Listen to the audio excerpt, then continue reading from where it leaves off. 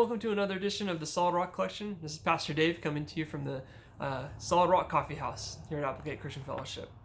Today I would love to look at Proverbs 3:3 together, talking about mercy and truth and how the Lord wants them to be distinguishable, permanent features that are not easily left aside, but a central part of our core and our being. In Proverbs 3:3 it says, "Let not mercy and truth forsake you. Bind them around your neck. Write them on the tablet of your heart. Let them mark you permanently." I think of permanent things that have marked me permanently. Some things I don't care to remember. Some things are serious in our lives. Some things are trivial. And one of the trivial things I was thinking of was when I was 10 years old, riding my bike with my eyes closed, with my hands off the handlebar, trying to impress the people on the sidewalk. And I ran into a parked car, and got stitches in my knee. And then was, in my humiliation, carted off to urgent care to get stitches. But I looked down. It's a permanent feature. It can't leave. It's not going anywhere. It's going to be there every situation I'm in. It's not something that I can one day have and one day not. And that's just like the Lord. The Lord is the one who does this perfectly. We're flippant. We're up and down. We're left and right. We're one day hot, another day cold. We're shifting shadows oftentimes where we're constantly changing. But the Lord's not. He's so permanent. And He desires that we would have some of that same permanence when it comes to compassion and mercy and grace and truth. And the verse that comes to mind is 2 Corinthians 3:18, which says, "But we all, with unveiled face, beholding as in a mirror the glory of the Lord, are being transformed into the same image from glory to glory, just as by the Spirit of the Lord." So really, He's our best example of this, because as it's only as we behold Him that we are then transformed into His likeness, like it says here, being transformed into the same image from glory to glory. So mercy, compassion or forgiveness shown towards someone with whom it is within one's power to punish or harm. The opposite, ruthlessness or cruelty. Mercy, compassion or forgiveness shown towards someone with whom it is one's power to punish or harm.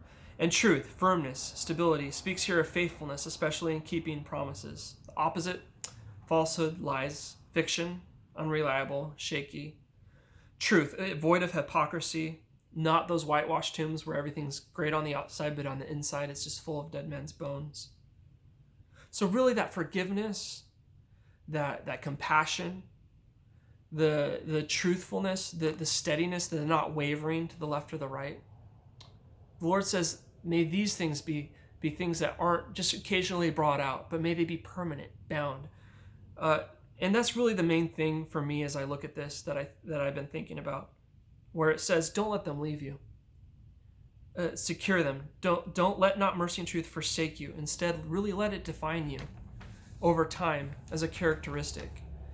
You know, it says to bind them around your neck, write them on the tablet of your heart, bind them and secure them. You know, like if you've ever been in the queue for a roller coaster, and they constantly over the loudspeakers are saying, you know, make sure you secure your sunglasses or any loose items. And inevitably, you will always still see pairs of sunglasses underneath that ride. And why? It's because the people, number one, didn't listen to the warnings or the advice that was given repeatedly over the loudspeakers. You notice those things are never whispered. It's never like, hey, psst, hey, you should probably hold on to your sunglasses. It's always very, very loud. And so not only they did not take heed, but they waited too long. Because once the ride's going, all bets are off, and you're most likely, if you haven't secured your sunglasses and you're not even thinking about them, they're going to be nowhere to be found by the end of the ride. And so too, with these concepts of mercy and truth, I think there's two aspects. There's the pattern over a whole life, but there's also the specific moments in our current days that require mercy and truth, that require grace and compassion and forgiveness and keeping of promises, that aren't just general overarching things, but that are in specific situations that require it. And in those specific situations, if I go into them and not have those things secured around my neck, on the tablet of my heart, they're going to get lost. When somebody that I need to forgive because they've wronged me or done wrong to me, and I need to have grace and compassion and forgiveness.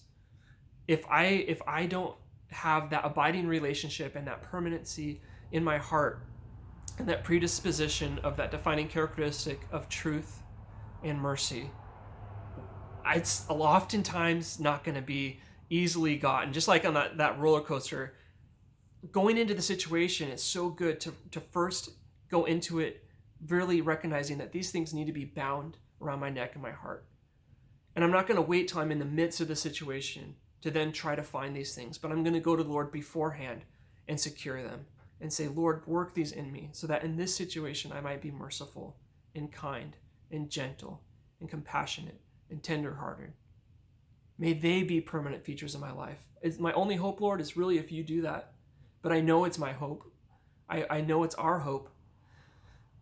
But the moment is not once you're on the ride going down through that first loop. The moment's now, when we're thinking about it, when we're meditating on it, when we're spending time in his presence, letting him transform us into his image and his likeness from glory to glory. So I hope that came across the way I was trying to communicate it to really the key there to me today, at least for the word for me, is let them not forsake you. May they not be easily lost in the situations that arise. May they not be easily shaken off. But may the Lord, just like the scars on our knees or the wrinkles in our face, hopefully from smiling, may they be things that are just part of us because of his work in us.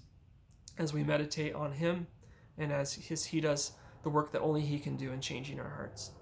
So, amen. God bless you guys.